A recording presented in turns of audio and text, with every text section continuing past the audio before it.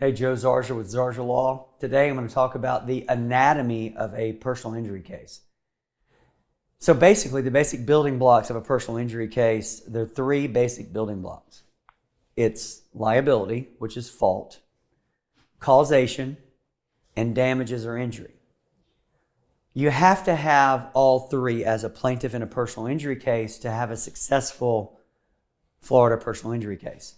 If you don't have all three, if any of those things are missing, or you can't prove them by a preponderance of the evidence, which is more likely than not, then you lose. You don't have a successful personal injury case. So what is liability? Liability is a fancy word for fault. Okay? What theory of liability, how are you going to prove that the other person's at fault? If it's a car wreck, how are you going to prove the other driver's at fault? If it's a medical malpractice case, how are you going to prove that the doctor's at fault or the healthcare practitioner is at fault? So usually that's done via using the facts of the case and proving that the person that acted negligently or that acted at fault was acting unreasonably or negligently. If they act negligently, they've acted unreasonably. If a person acts unreasonably, that means they have acted in a way that the reasonable and prudent person wouldn't have acted. So for instance, if you're saying a doctor was negligent, then you have to prove basically to have the liability block filled in.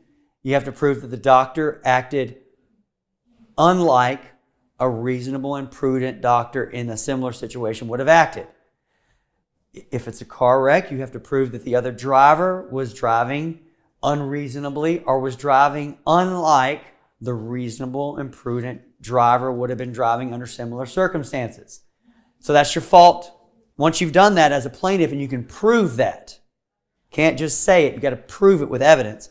Once you can prove that with evidence, then you filled in the block for liability. Then you move on to causation.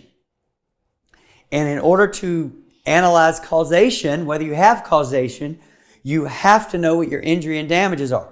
So I'm going to talk about the third block, which is injury and damage. You have to have an injury or damage from the event in order to have a personal injury case. Obviously, if you're not injured, you don't have an injury case, okay? Despite the fact that somebody could have been at fault, and sometimes they even cause a temporary injury. But to have a serious permanent personal injury case, you have to end up with a serious injury. And damages would mean the financial impact from the injury. So you have to have that block filled in. We have to be able to prove that you have that injury and damage before you can have a personal injury case. So that fills in the third block. But here's what's important.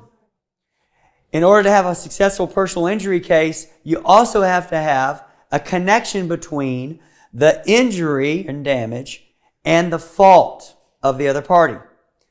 So that's called causation. That's the middle block that I was talking to you about. That's the one that you have to have filled in that has to connect the fault to the injury.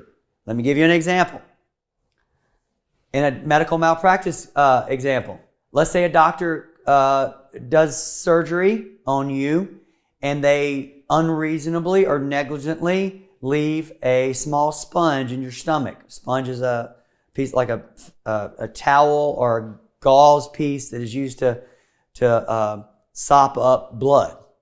Let's say they leave a sponge in your stomach or intestines during a procedure. Well, they're supposed to count those. Like they count the number of sponges they use at the beginning of the procedure. They count the number of sponges they have at the end of the procedure, and they're supposed to line up.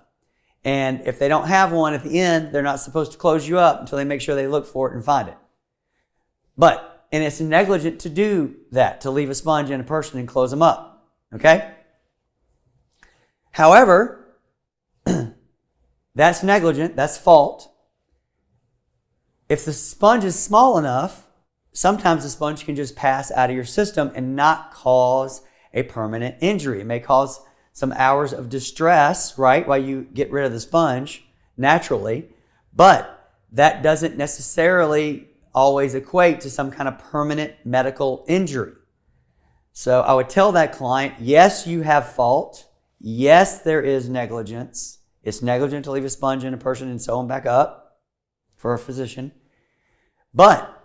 And yes, you had some element of injury in the sense that you had to expel that from your body and it wasn't pleasant and it caused you distress, it caused you pain temporarily, but it came all the way out and there was no indication that you have any permanent injury from the sponge.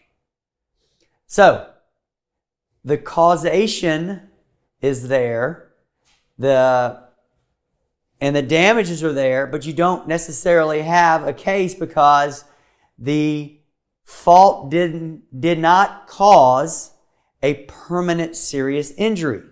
It caused a temporary injury, right?